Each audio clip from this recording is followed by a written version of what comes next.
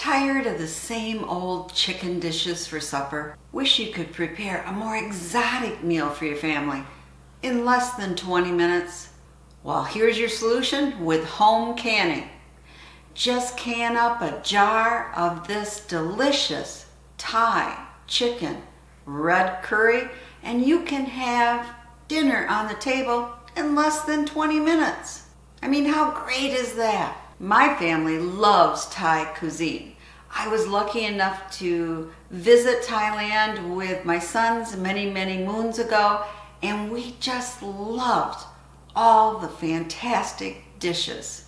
And for me, the spicier, the better. So when I saw this recipe in Angie Snyder's Pressure Canning for Beginners and Beyond, I was excited because you know what it is? Duck red curry. My husband just loves duck. And so I thought, oh, this sounds so great. And I haven't bought duck in some time. Well, did I get sticker shock? I went to our local grocery store and one whole duck was only about 5 pounds, was $24. And this recipe called for 2 whole ducks. Boy, that would be an expensive canning project. So I decided I'm going to substitute 2 whole chickens for this instead, and we will have Thai chicken red curry. I made one other substitution for this recipe. It called for 2 stalks of lemongrass, which I don't have in my pantry. So instead, I substituted 1 teaspoon of dried lemon peel that's grated. Of course, you could use fresh lemon zest too. That would be wonderful. Now you can make this recipe in 2 different ways. One is incredibly easy, and the other one takes a little bit more work. You could actually just purchase 2 rotisserie chickens, debone them, got your meat, and then use store-bought chicken broth and add the spices that I'll tell you in just a minute. And you could can that. And I'm sure it would taste really good, but I decided I'm going to make homemade broth for this. So I am going to be using 2 whole chickens and making my broth in one day, and then the next day actually doing the canning. But you can do it however you want. Now a reminder, at the end of this video, I will show you how to make the curry from your jar of canned chicken red curry. And I'll let you know how I think the recipe could be improved. So first, we're going to cook our 2 chickens and make the broth. And I just love a rich, tasty broth. At the bottom of my stock pot, I have some celery, carrots, and onion.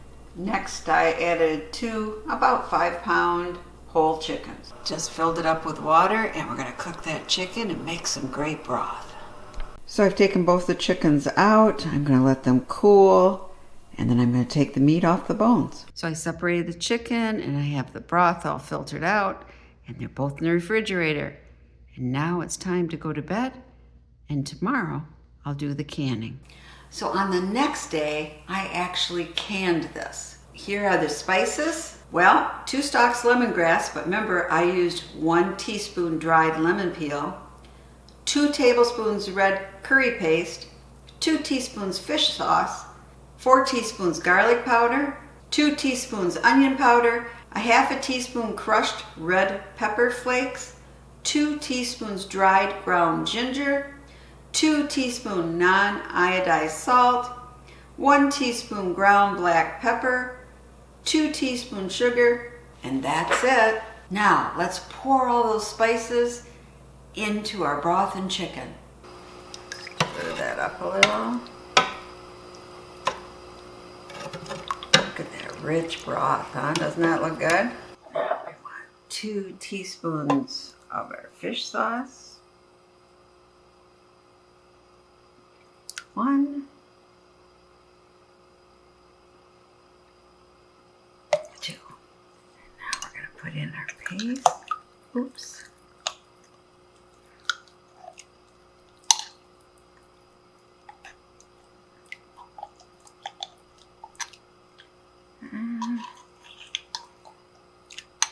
I won't be surprised if I come back and put the rest of it in, but we'll see how this is first. I think it needs just a little more garlic and a little more onion powder. There we go.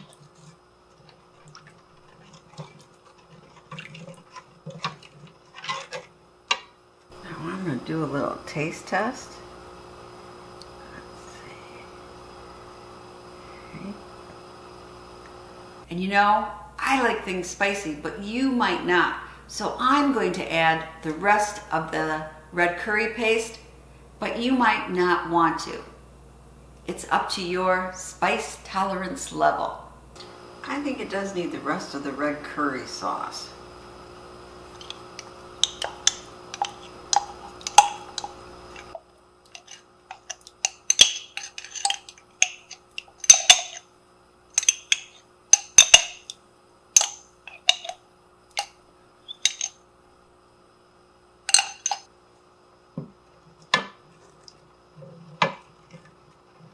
There, now we're getting that nice red color. But I always recommend always doing a taste test. See if it just needs a little something extra. So I filled 5-quart jars with the chicken I had. You might have enough chicken to do 6 jars. You might have enough to do 4 jars. Just kind of depends. Cover with our broth.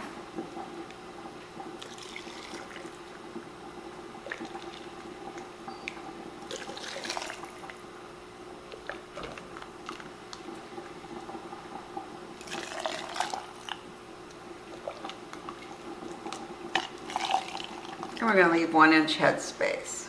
Now we need to debubble, make sure there's no air bubbles in between that chicken. Do each of your jars. Now you want to wipe the rims really well. You don't want anything to prevent your seal. Now we're going to want to put our lids on.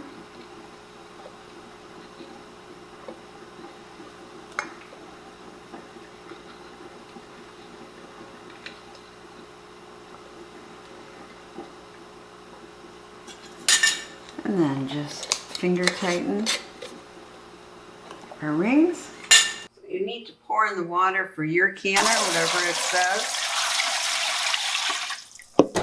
I also pour in a little vinegar because otherwise I get cloudy jars.